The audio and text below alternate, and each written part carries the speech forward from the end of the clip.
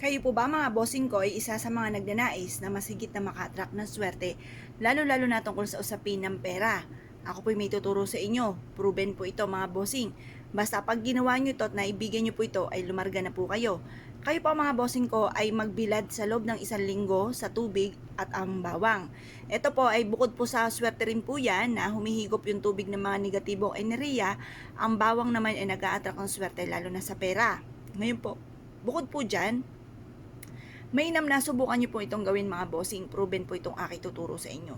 Ngayon po mga bossing, ang gagawin nyo lamang, kumuha po kayo mga bossing ko dito. Pagtapos kapag naibilad nyo siya at sinibula na, kayo po ay humarap sa may silangan. Hugasan nyo muna yung tubig mga bossing. Hugasan nyo muna at gamitin nyo ulit pampaswerte. Tapos ito namang bawang po natin, magtatanim po tayo. Alam niyo po ba ang pagtatanim ng bawang, lalo na pag napadami niyo po ito, ay isa sa mga magandang sinyalis po ito.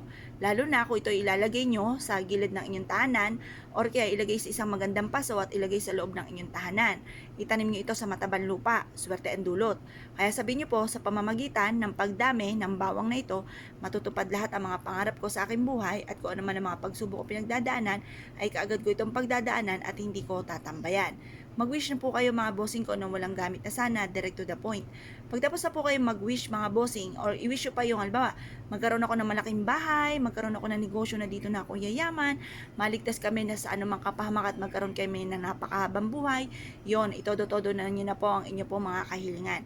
Ngayon po mga bossing, pagtapos na po kayo mag-wish, ay mas mainam mga bossing ko na uugaliin nyo na mapagdidilig po dito sa ating bawang. Kasi wasa dumami po ito, yun po ang grabe rin na swerte po ng dulot po nito.